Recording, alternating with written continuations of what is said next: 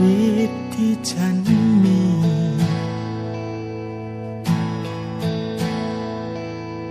ของมีค่าใด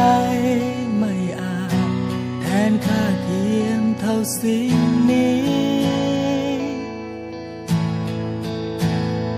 ความรักสร้างเธอ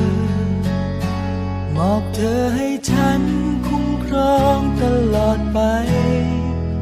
เจ้าคือดาวดวงน้อยของพ่อจับมือพ่อเอาไว้พ่อจะพาเจ้าเดินข้ามไป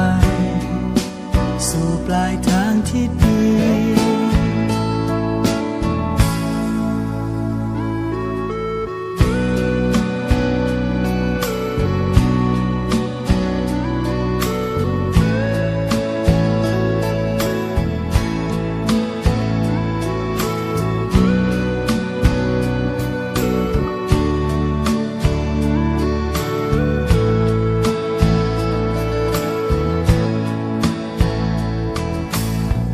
ยามร้องไห้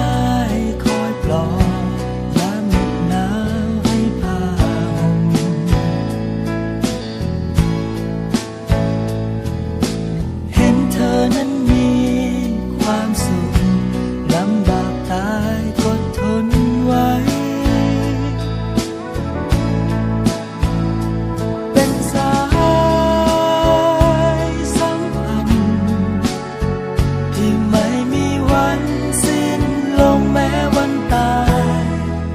เจ้าคือดาวดวงน้อยของพ่อจับมือพ่อเอาไว้พ่อจะพาเจ้าเดินข้ามไปสู่ปลายทางที่ดีไม่มีมากแค่ไหนยิ่งใหญ่เกินที่ให้เธอเหนื่อยแค่ไหนไม่ท้อทนได้เสมอขอให้เธอมีความสุข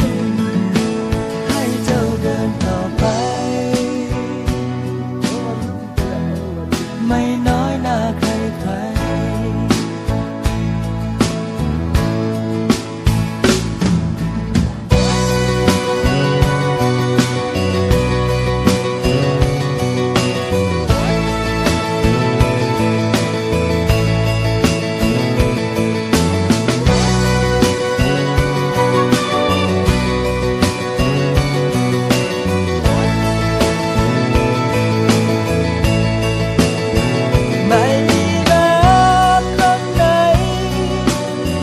มากแค่ไหนยิ่งใหญ่เกินที่ให้เธอเหนื่อยแค่ไหนไม่ท้อทนได้เสมอขอให้เธอมีความสุขให้เจ้าเดินต่อไปไม่น้อยหน้าใคร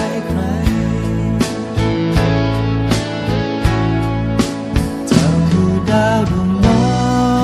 ยของพ่อจับมือพ่อเอาไว้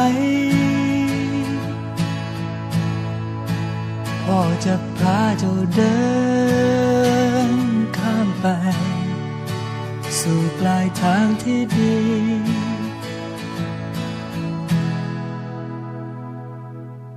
แม้รู้ว่าในสักวันหนึ่งต้องมีใครสักคนรักเธอขอให้เขาเป็นคนดีไม่ทำให้เธอเสียใจรักเธออย่างที่ฉั